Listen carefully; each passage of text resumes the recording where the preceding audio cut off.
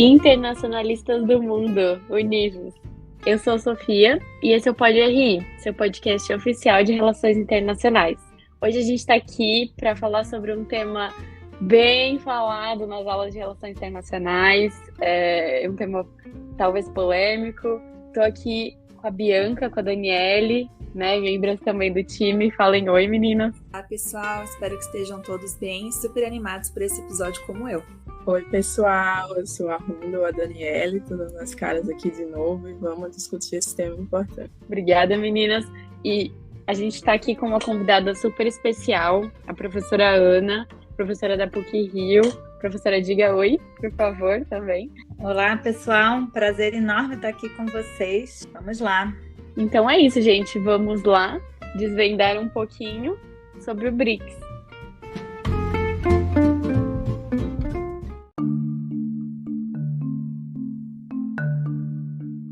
Bom, professora, para a gente dar início ao nosso debate de hoje, eu queria pedir uma breve explicação sobre quem são os BRICS, como foi o processo de formação desse bloco e qual é o seu propósito.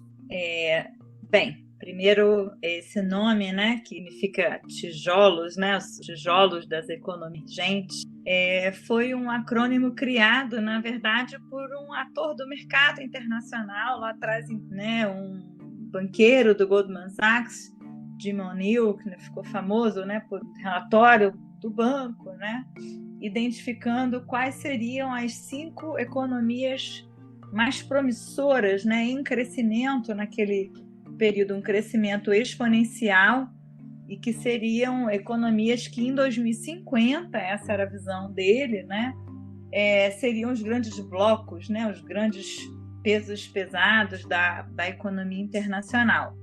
E então os 5 países são Brasil, China, Índia, Rússia, naquele momento era um BRIC, né, e não o BRIC. Então essa identificação foi muito mais no sentido de grandes investidores, mercados em emergência, mercados em crescimento. Esses países começaram a se reunir, se identificando, né, aí identificando um ao outro. Primeiro, nas margens da Assembleia Geral da ONU, né, houve uma reunião em 2006, um pouco antes disso, na verdade, já aqui no Brasil, sob a presidência do Lula, na Índia já era o Modi, na África do Sul era o Jacob Zuma, naquela época, já tinha sido criado o IBAS, né, que era Brasil, Índia e África do Sul, como uma aliança, né, uma coalizão de governos países em desenvolvimento para a cooperação Sul-Sul, cooperação em saúde, né, buscando aí alinhar suas iniciativas de combate à pobreza e etc. Mas foi efetivamente quando teve início a crise financeira internacional do subprime nos Estados Unidos, uma crise que tem seu início nesse setor imobiliário americano, mas que tem um efeito cascata, né? Se expandiu para a Europa e depois se expandiu para o restante do mundo. A crise começou a gerar um debate, uma grande discussão, apontando, ok, Estados Unidos está em crise, a Europa vai entrar em crise, é o declínio, né, da hegemonia dos Estados Unidos, estamos ou não vivendo aí a ascensão de um bloco contra-hegemônico, em particular a China, né, como uma potencial contra-hegemonia aí ao poder dos Estados Unidos. Então, esse momento da crise, ele gera uma grande discussão sobre o papel não apenas econômico e de mercado dos BRICS, mas o papel potencial político, né, dessas grandes economias que naquele período estavam em acelerado crescimento econômico, crescia a taxa de mais de 1% ao ano. A gente tem uma ideia do que hoje a gente está vivendo. E aí, logo no imediato da crise, no ano de 2009, né, a crise começa em 2000, final daí de 2007 para 2008, e no ano de 2009, a Rússia, que hoje está aí na mídia, né, todo mundo falando dela, ela convoca uma reunião, uma cúpula de chefes de Estado, naquele momento ainda do BRIC, né, sem a África do Sul. E aí, essa cúpula, então, dá corpo, né? Começa a dar um corpo político ao grupo, e a partir de 2009 tem-se início, então, as cúpulas anuais, as sucessivas cúpulas anuais. A gente vai fazer, então, agora 17 anos, né, de BRICS. A África do Sul é incorporada ao grupo muito pressão da China, né? A China já era uma grande investidora no continente africano, e a África do Sul foi identificada, né, como uma porta de entrada para a África naquele período. A África do Sul como uma potência regional, como era o Brasil, e uma África do Sul com um histórico grande de atuação e incidência política, né? Seja no âmbito da OMC, por exemplo, na disputa sobre medicamentos genéricos e acesso, quanto no âmbito comercial, quanto uma potência também de conhecimento, né, no continente africano, uma potência industrial, principalmente no setor também de minério. Bem, então o agrupamento se torna BRICS a partir de 2011, com essa entrada da África do Sul. E além dessas coisas de chefe de Estado que acontecem todos os anos, tá, assim, na China, apesar das crises, apesar dos ups and downs, né, dos altos e baixos, essas cúpulas continuam acontecendo. Isso dá uma relativa estabilidade, né? Essas cúpulas trazem, desculpem, declarações conjuntas, preparativos, né, e reuniões de outros setores, que já vou mencionar. Então, elas dão uma continuidade à reunião do agrupamento BRICS, mas além delas, os BRICS atuaram ao longo desses anos todos, né, mais de uma década, em grupos de trabalho em determinados setores, portanto, saúde, energia, finanças, tá?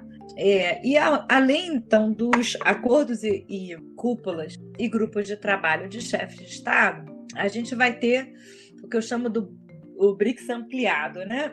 Que são os encontros dos empresários. Então, a gente vai ter os fóruns empresariais dos BRICS, que reúnem de empresas, e a formação de um conselho empresarial dos BRICS. O conselho, ele também se reúne junto com a cúpula de chefes de Estado. Ele tem acordo com o Banco dos BRICS, é um ator bastante proativo.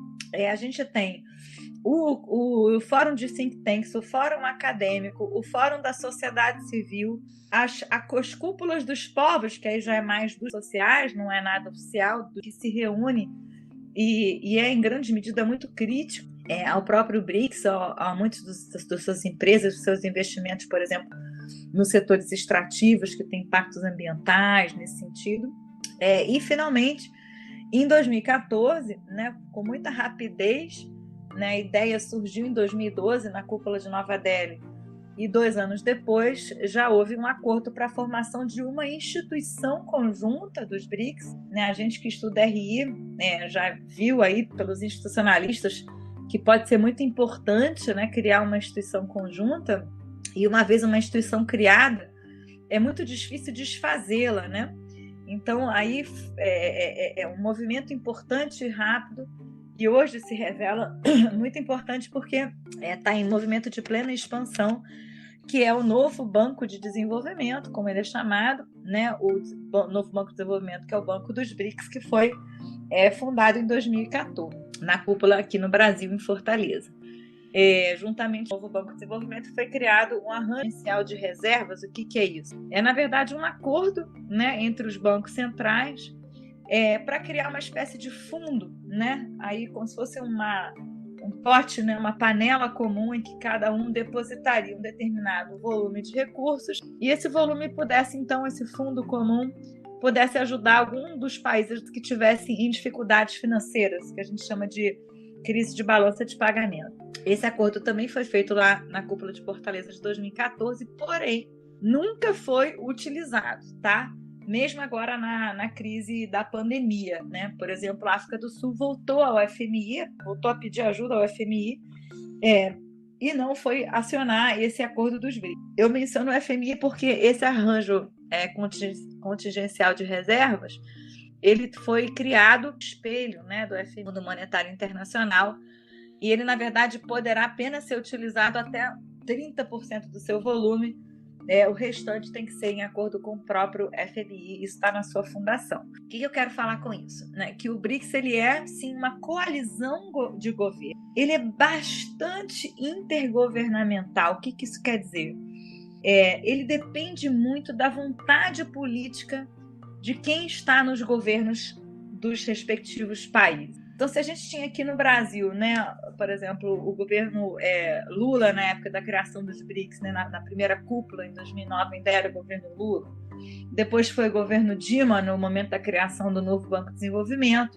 Obviamente, com a mudança de governo no Brasil, a partir de 2013, o BRICS passa, na verdade, a não ter tanto uma roupagem política, esse discurso muito enfático no período anterior de contra-hegemonia, de aliança do sul global, de alternativa, e passa a ser visto de forma muito pragmática. Né? O peso da China é muito importante, a gente quer comércio com a China, o BRICS pode ser relevante. Né?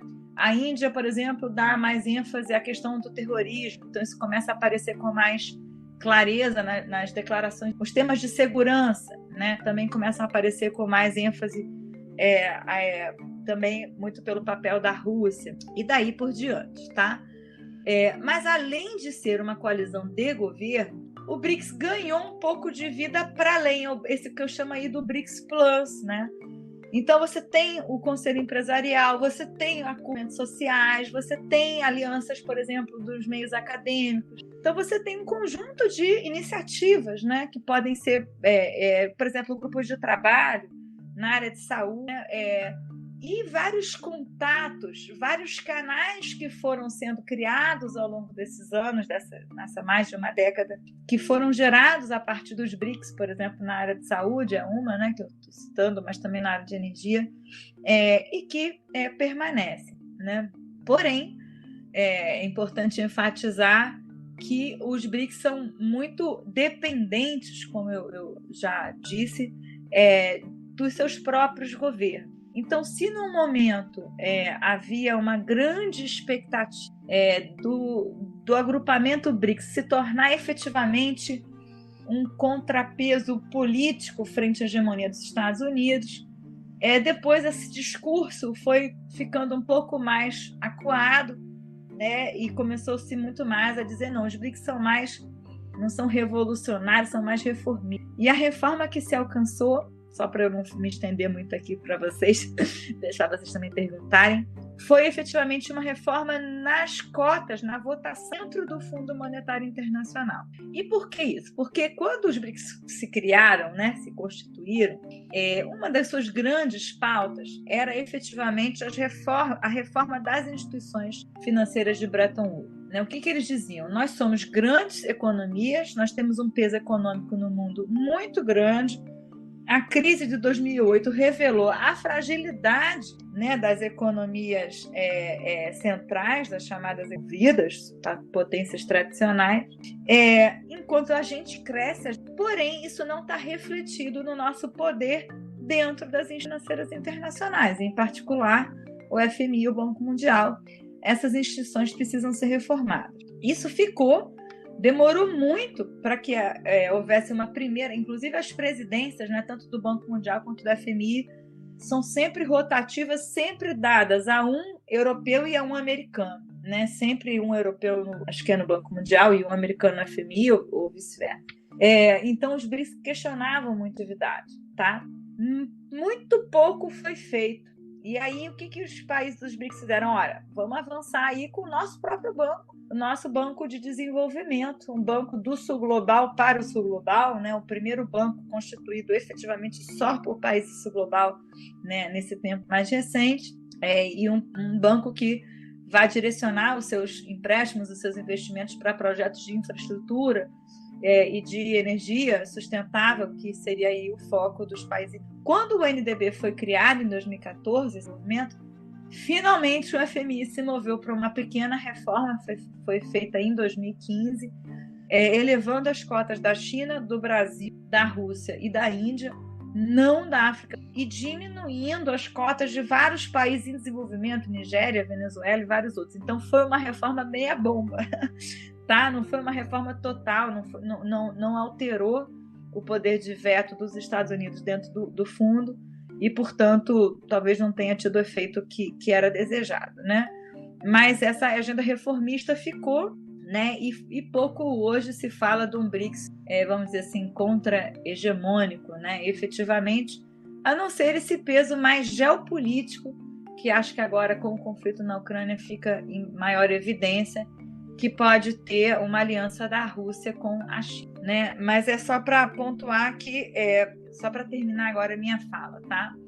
Eu costumo dizer, metodologicamente, aí quando a gente vai analisar uma coisa, a gente tem que ter um método, né? Como é que eu faço para entender esse grupo? Ora, se a gente olhar desde cima, se a gente pegar um avião e sobrevoar e olhar aí os estados nacionais como atores unitários, né? Aí muito da nossa visão realista dentro das RI, atores unitários com interesses nacionais claros, buscando acumular poder.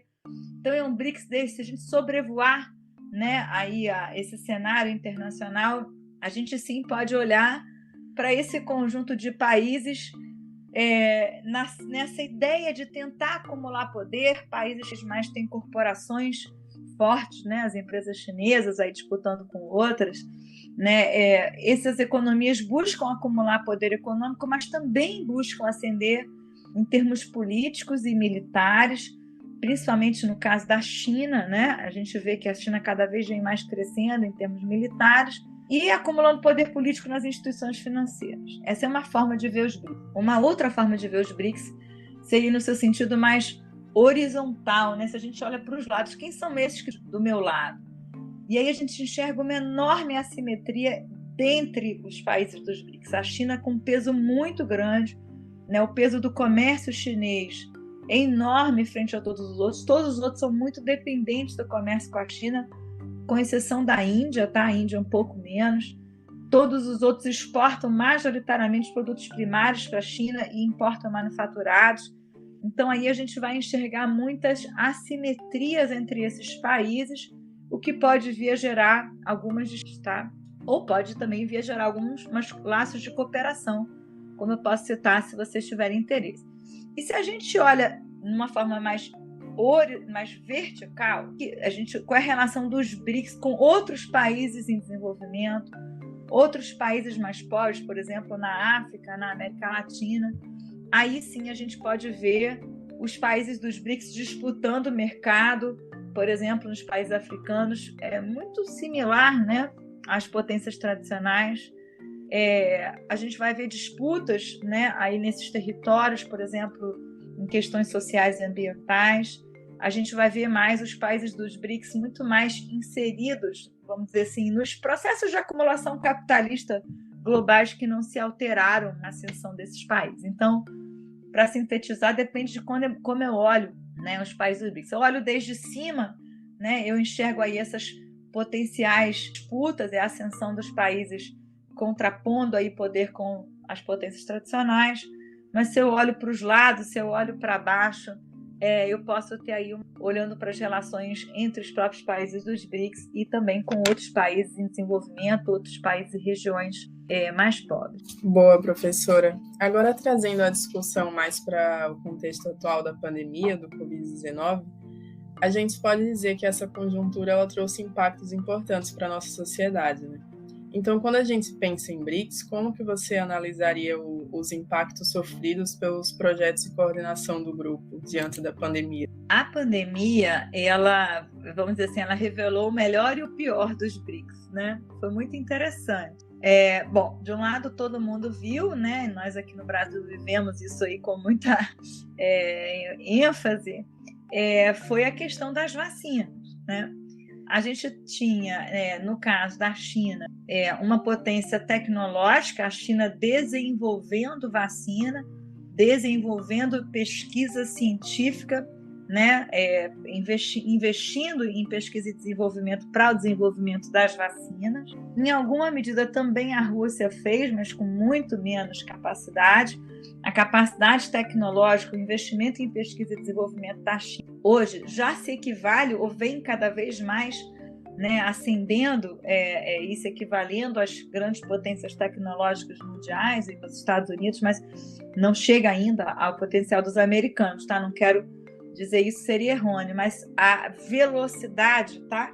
É muito rápida e isso se refletiu na capacidade da China de desenvolver uma vacina própria, uma vacina exportada. A Índia, como uma grande produtora, fabricante da vacina, a Índia tem um potencial muito grande de fabricação de medicamentos genéricos, né? Ela já tinha mostrado isso lá atrás, no início dos anos 2000, com a fabricação de medicamentos para a epidemia do HIV/AIDS, tá? Então a Índia se colocava e usou, né, esse seu potencial de fabricação da pandemia, e a gente via, né, aí o atraso, né, de desenvolvimento científico, a dependência, tá, do desenvolvimento científico e tecnológico no caso do Brasil e da África. Né? No caso do Brasil, o Butantan fez uma aliança com a China e a Fiocruz fez uma aliança com as farmacêuticas tradicionais. O que a pandemia revelou que foi também bastante curioso, tá? No âmbito, vacinas foram desenvolvidas, e a gente viu aqui no Brasil aquela loucura da disputa de vacina, sei lá, né, contra a China, aquelas maluquices todas, né? Mas no final, né, a pandemia revelou, isso não foi só para os BRICS, os nacionalismos, né? Então, cada um aquilo, né? Perão pouco, minha farinha primeiro, ou o inverso, né?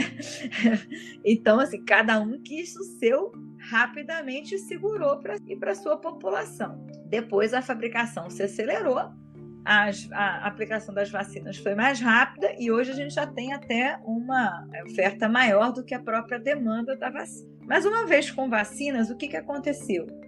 Começou-se aí uma outra discussão, que é a questão das patentes, da propriedade intelectual sobre né? Porque a vacina, o acesso à vacina foi extremamente desigual,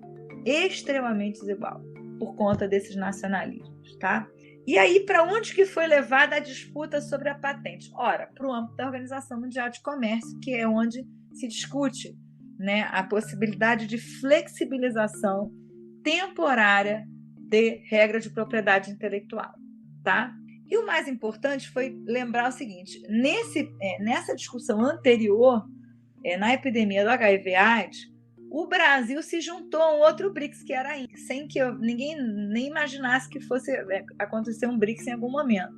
Tá, no ano de 2000, 2001, né, o Brasil se aliou ainda na disputa com os países desenvolvidos e as grandes farmacêuticas para a flexibilização das fórmulas do HIV/AIDS, para o coquetel do HIV/AIDS. Então, o Brasil teve uma atuação muito importante em prol dos países em desenvolvimento, em prol da próprio combate ao HIV/AIDS no Brasil, junto com a Índia, para que ambos os países conseguissem, e não só eles, né, desenvolver os medicamentos genéricos para o combate ao HIV/AIDS e venceram, tá? Depois de muita disputa. Não ocorreu mesmo no que tange a vacina para a Covid. Tá? Nessa etapa agora, a Índia se aliou à África, né? A África, como a gente ficou muito atrasada no acesso à vacina, até hoje, tá? Não tem a sua fabricação própria, depende das doações.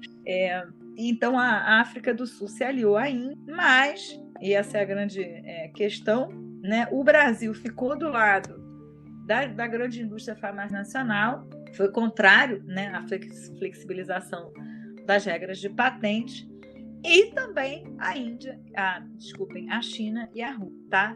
Então aí houve uma divisão dos países dos BRICS nessa esfera. Por outro lado, tá? O que ocorreu?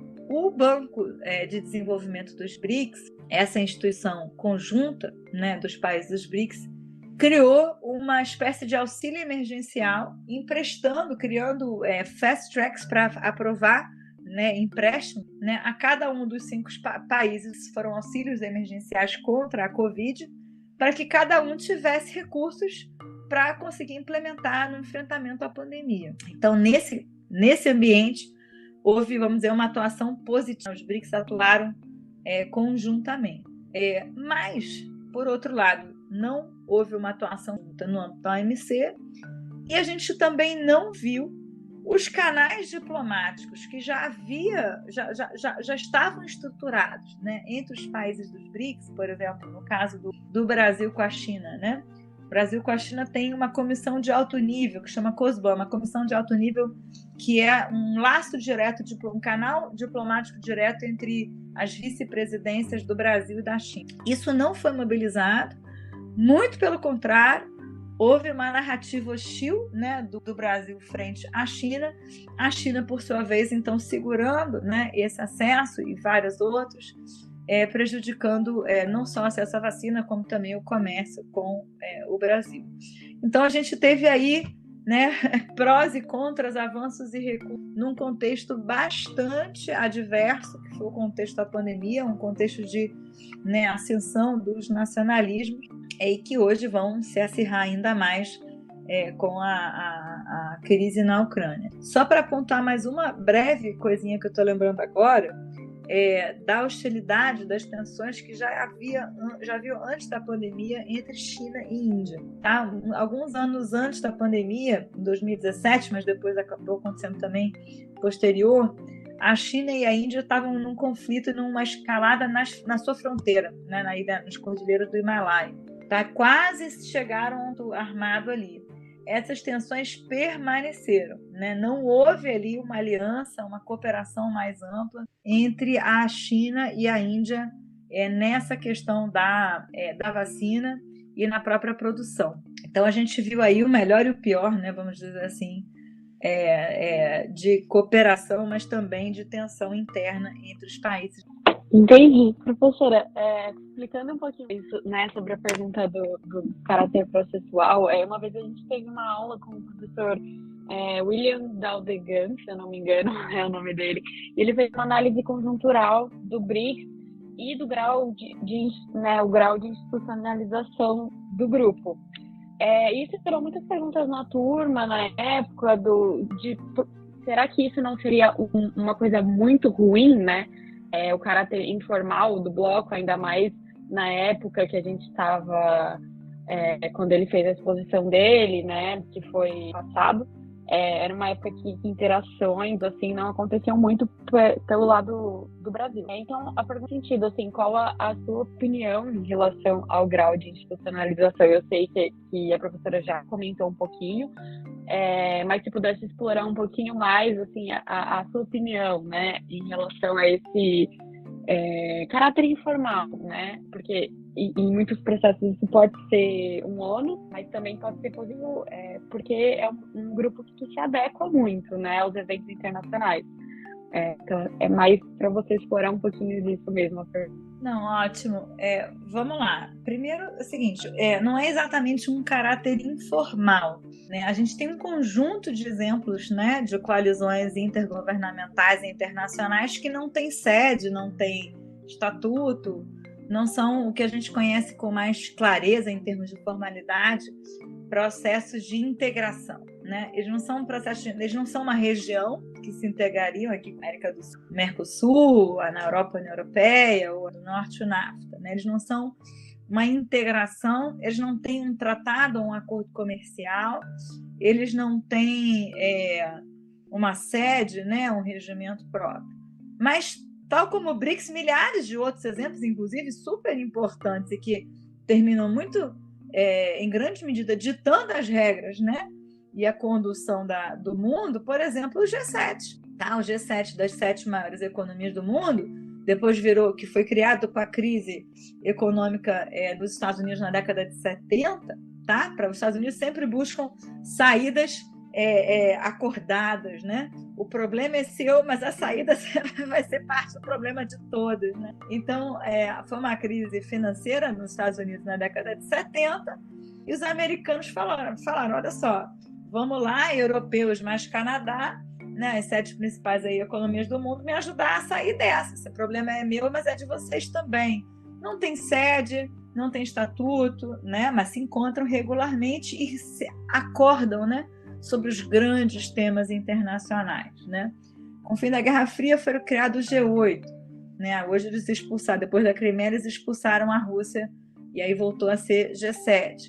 Tem o G20, né, que entrou também mais em atuação com a crise de 2008, esse inclui os BRICS.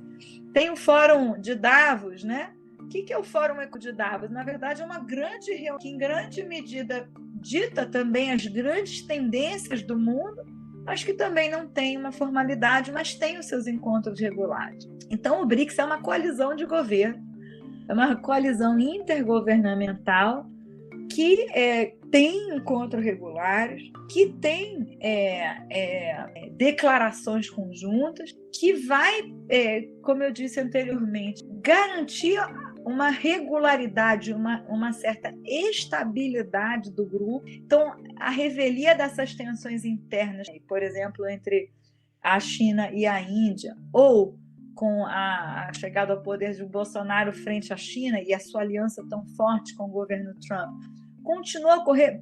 Percebam bem, no primeiro ano do governo Bolsonaro, quando ele assume em 2019, a cúpula era no Brasil, a cúpula dos BRICS. E ainda assim, essa cúpula ocorreu. E para a cúpula ocorrer, ela não ocorre do nada. Ela exige um conjunto de reuniões ao longo de todo o ano, que é o ano da presidência pro tempore, tá? E esse conjunto de reuniões vai preparar a cúpula de status que vai acontecer ali, máximo de 2 dias, tá? Então, vejam bem, mesmo num governo que era teoricamente tão hostil à China, ou que seria ali muito alinhado, ou que foi, na verdade, muito alinhado ao Trump, mesmo assim se garantiu, né, essa estabilidade, né, dos encontros regulares, da declaração conjunta e desses encontros que acontecem nas margens, tá, da cúpula, como eu disse, os empresários, os acadêmicos, os grupos de trabalho, os movimentos sociais, tá? Isso ocorreu, inclusive, em 2019 no Brasil. O BRICS só faz sentido se esses governos perceberem vantagens ainda em continuar neles. E qual é, na verdade, o governo, né? Se um governo sai, o BRICS termina, vamos dizer assim, de fazer tanto sentido assim. É a China. Não há sombra de dúvidas, sabe? Se a China pensar, e melhor falar, não estou vendo mais científico aqui, a gente pode esperar, em grande medida, aí, o BRICS perdendo a sua importância. Como eu disse, por exemplo, a coalição que havia anteriormente entre Brasil, Índia e África do Sul, que foi o IBAS, a gente quase não escuta mais falar, né? Então, a China é o peso pesado e a China não depende, né, do BRICS para muita coisa. Não depende do BRICS financeiramente, não é o grande aliado dela internacional, mas a China preserva e para a China é muito caro os espaços multilaterais. Todos os espaços em que a China puder se colocar e expandir as suas negociações e as suas barganhas multilaterais, ela vai fazer. Então, ela preserva, mesmo que não seja materialmente, né, tão importante, inclusive o próprio comércio entre a BRICS é importante, mas não é o mais fundamental, né, para a China. É muito mais o comércio com os Estados Unidos e com a Europa, né? O grande volume de comércio da China é com os Estados Unidos, tá? Então, se fosse só, vamos dizer assim, a importância material, né, a gente não vai ter tanto aí o poder do BRICS, mas é a importância política de preservação dos espaços multilaterais, sejam eles quais forem, né? A FOCAC, China-África, o BRICS e outros espaços, tá? Na Ásia, o RCEP e vários. Então, eu diria que vamos dizer assim, essa é a grande motivação e a presença da China conta muito por conta da dependência do comércio dos outros atores dos BRICS, né? Do Brasil, da África do Sul e da Rússia, né? A Índia ela tem uma relação um pouco mais diversificada em termos comerciais. Ela não é tão dependente assim da China, apesar de, obviamente, né, não tem ninguém no mundo que não tenha um laço importante com a China. E a China e a Índia disputam um pouco essa questão da região asiática. Mas, ainda assim, é uma coalizão de muita importância. Junto com isso, né, a institucionalização do novo Banco de Desenvolvimento. O novo Banco de Desenvolvimento foi criado no mesmo ano do Banco Asiático de Turim, né, o AIIB, né, o BAI, falar aqui em português. É também um outro espaço, esse sim é liderado pela China. Esse sim tem um volume maior de recursos, esse sim termina tendo uma importância maior porque ele envolveu na sua fundação parceiros históricos dos Estados Unidos, dos europeus. Então, ele tem até uma importância política maior para a China, tá? Mesmo assim, a China não deixa de investir, de colocar peso, de se reunir, de estar lá no novo Banco de Desenvolvimento, que, aliás, ela trouxe a sede para Xangai, né? Essa sede do NDB não fica em outro, o BRICS fica em Xangai, tal como o AIIB, o Asiático. Então, eu diria que é um pouco por aí que a gente tem que pensar, né? É claro que as declarações de cúpulas, que são, vamos dizer assim, os grandes documentos comuns, né, dos países dos BRICS, eles vão expressar as temáticas que vão ganhando importância ao longo dos anos. Algumas coisas são anunciadas, mas elas vão demorar muito para serem avançadas, você ir num acordo de comércio, né? Tem sempre o pleito do Brasil, em alguma medida da Índia, da reforma do Conselho de Segurança da ONU. Alguns temas são mais importantes para um do que para outros, por exemplo, terrorismo, né? O Brasil não tem tanta relevância como para a Índia, e daí por diante, tá? Mas são esses documentos que vão expressar, vamos dizer assim, a possibilidade daquilo que é comum entre os 5 países. Só aquilo que é comum entre os 5 países entra nessas declarações de cúpula. O que não quer dizer que as negociações setoriais possam ocorrer e possam avançar. Por exemplo, agora, né, o NDB, o banco, abriu para novos sócios, isso era uma demanda antiga e que finalmente foi alcançada. Acho que a Rússia era o país que mais colocava dificuldades e agora finalmente isso ocorreu. Então agora foram incorporados Bangladesh, Arábia Saudita e Uruguai, e acho que agora, no último mês e pouco, Arábia Saudita, Emirados Árabes, Arábia Saudita seria muito, que é uma grande potência petrolífera, foi Emirados Árabes, tá? Bangladesh, Emirados Árabes e Uruguai, e agora avançaram também para o Egito, e a Argentina está pleiteando. A Argentina está agora, como presidente da CELAC, né, que é o Conselho Latino-Americano, ela tem se articulado bastante com a China, que está com a presidência pró-tempore dos BRICS nesse ano, para ingressar no novo banco. Então, aí tem espaços institucionais e tem espaços de coalizão de governos que não são integração, mas que são espaços importantes de concertação e barganha entre esses países. Apenas uma ressalva para completar, mas para novamente enfatizar aquilo que eu falei anteriormente. Ainda assim, os canais diplomáticos, quando há uma crise, não necessariamente funcionam, tá? E aí eu chamo a atenção, por exemplo, para o canal entre China e Brasil, que não foi utilizado como mecanismo diplomático nos momentos de maior tensão aí entre os dois países. Professora, agora para encaminhar para o final do episódio, a gente queria tratar de um assunto que está mais na atualidade, o conflito da Ucrânia, e linkar isso com o BRICS. Eu acho que pela própria natureza do bloco, alguns especialistas falam que esse conflito trouxe um questionamento sobre o papel do BRICS na sociedade, né? Então, eu queria saber como que você enxerga, se isso seria uma oportunidade para o BRICS deslanchar, ou você acha que seria mais o caso dele sofrer com os impactos do conflito atualmente? O conflito na Ucrânia, ele recolocou, né, a discussão sobre os BRICS de volta na pauta e recolocou a discussão precisamente nesse tabuleiro geopolítico, né, de volta. Então, aí as relações comerciais, etc., entram, mas o que está, acho que, né, que tem maior importância, sem dúvida nenhuma, é a relação China-Rússia nesse conflito e nesse cenário, né, geopolítico internacional. O que eu tenho, eu não sou especialista em segurança, né, mas na área de economia política, mas o que eu tenho percebido e sentido como coordenação do BRICS Policy Center é uma procura muito grande dos russos, né, nesses últimos meses do conflito, porque eles estão, obviamente, buscando todas as formas possíveis de não ficar no isolamento que os países ocidentais querem que a Rússia fique, né? Então, o espaço dos BRICS é um espaço fundamental. Então, seja pelo, obviamente, próprio governo da Rússia, mas também as suas instituições, universidades, centros de pesquisa, né, jornalistas, que têm buscado muito os parceiros nacionais na tentativa de não deixar que a Rússia efetivamente se isole apesar de tudo. Me parece que a grande questão aí é o papel que a China, né, termina assumindo nesse conflito. Eu acho que a Rússia, eu até falei para um meio de comunicação hoje mais cedo, eu acho que a Rússia, eu não tenho dúvida que o Putin não calculava a extensão que o conflito terminou alcançando.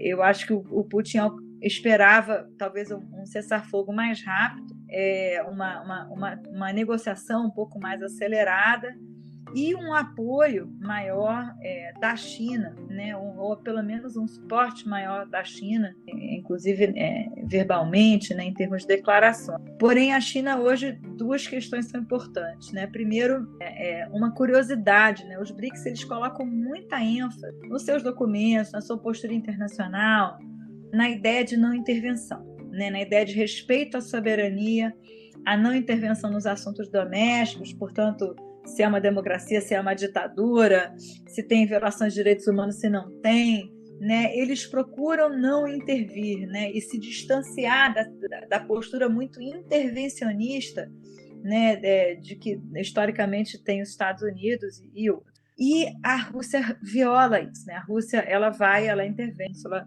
viola a regra de não intervenção ao fazer essa ação militar, essa invasão na Ucrânia. Isso constrange a China, não tenho sombra de dúvidas que a China procura se distanciar, não querendo que esse seja um problema dela, ao mesmo também não compondo, fazendo coro com a narrativa dos países ocidentais. Ela nem pode. Então a China fica numa posição muito constrangedora, numa saia justa, e, obviamente, está muito agora preocupada com seus próprios assuntos domésticos, com a onda de Covid, com a sua recuperação econômica. São duas grandes crises coladas, né? A pandemia e agora a guerra. Então, acho que o grande ator aí, e esse é o ator-chave, como eu já disse anteriormente, é a China.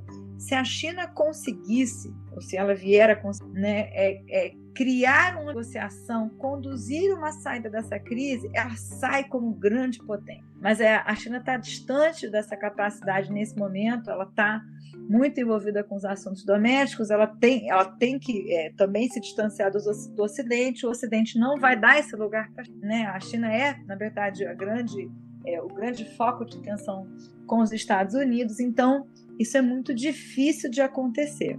Do outro lado, que são os outros países dos BRICS, tem o papel da Índia.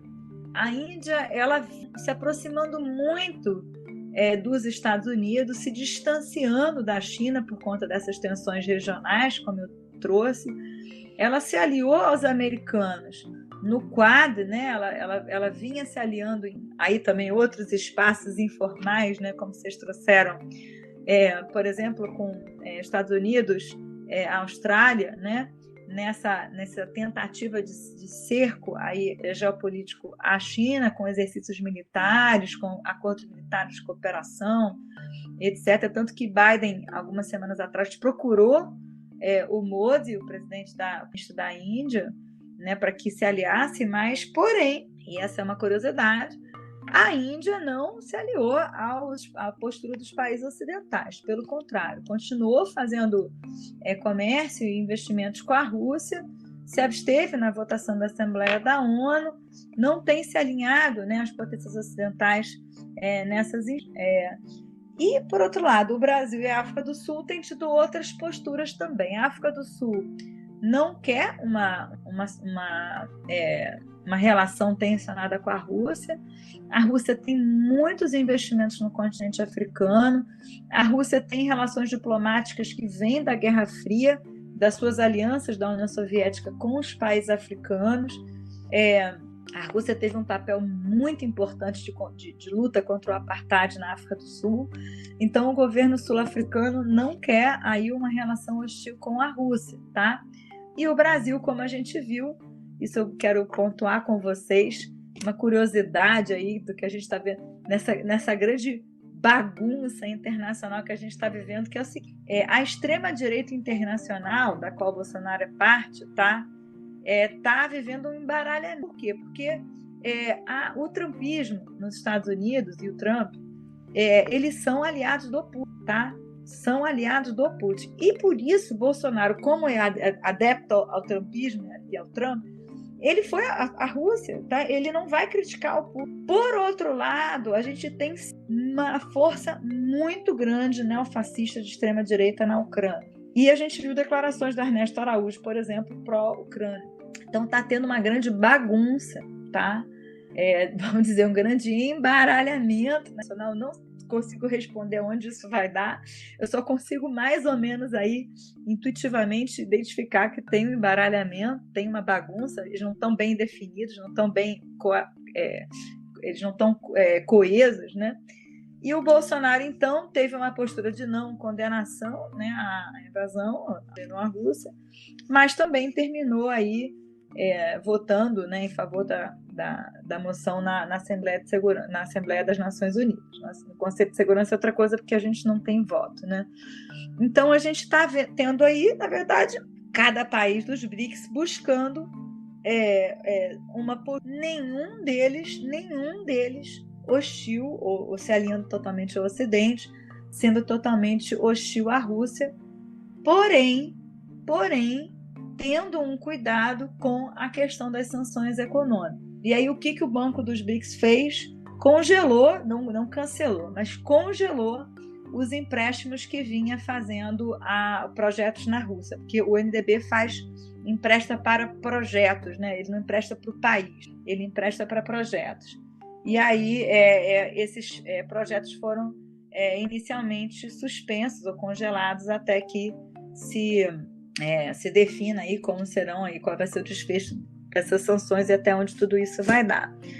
E o espaço dos BRICS fica, como eu disse no início da minha fala, um espaço importante de não isolamento da Rússia. E, obviamente, a China não vai, de forma nenhuma, excluir a Rússia do encontro dos BRICS desse ano, que vai ser virtual, não vai ser presencial. Isso até é bom, né, para a China, para não aparecer, entre aspas, aí na foto, né, mas, por sua vez, mantendo as relações com a Rússia e né, o seu laço de amizade. Eu tenho participado de algumas reuniões relativas à sociedade civil dos BRICS, e a gente vê o pessoal da Rússia participando normalmente, né? Ninguém fala muito aí nesse conflito, que eu acho que é problemático, eu acho que é uma questão complicada. O que, por outro lado, não está ocorrendo no âmbito do G20. Como o G20 é um espaço das 20 maiores economias e que envolve Estados Unidos, Europa, etc., eles estavam querendo excluir a Rússia do encontro G20.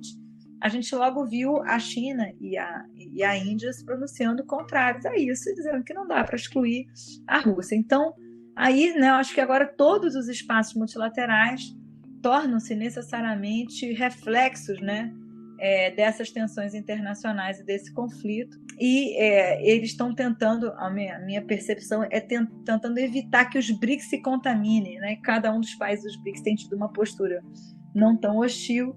Então, a tendência é que o espaço multilateral do BRICS não fique, entre aspas, contaminado. Ainda assim, não é muito simples, tanto diante das sanções, né, seja as empresas chinesas recuando de alguns investimentos da Rússia, mas, por exemplo, não as indianas, seja mesmo aí no que isso pode levar em termos de imagem internacional, né? Voltando ao que eu disse, lembrando aí que os BRICS têm essa postura, né, tradicional de não intervenção, que foi, nesse caso em particular, porque a Rússia se sente, né, e não sem razão, ameaçada pela expansão da OTAN na sua fronteira, e terminou, então, invadindo.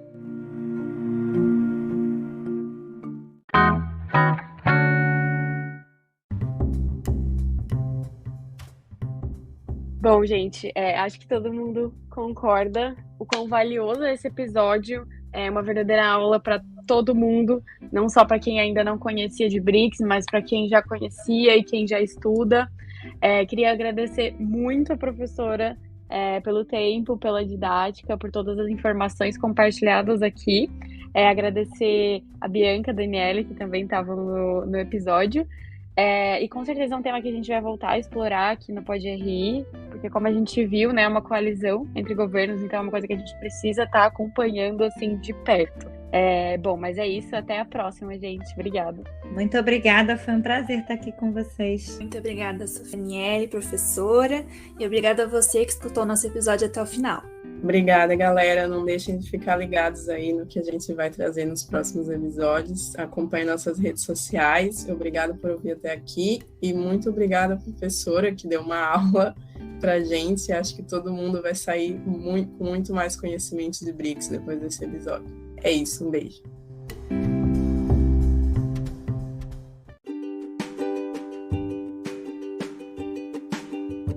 Muito obrigada por escutar mais um episódio do Pod RI, um projeto realizado em conjunto com o LABRE, Laboratório de Relações Internacionais da Unesp de Franca. Para mais informações, curiosidades, memes, episódios, siga a gente nas nossas redes sociais. Além disso, não esqueça de conferir a descrição aqui do episódio, que a gente costuma deixar alguns links relacionados ao tema da vez.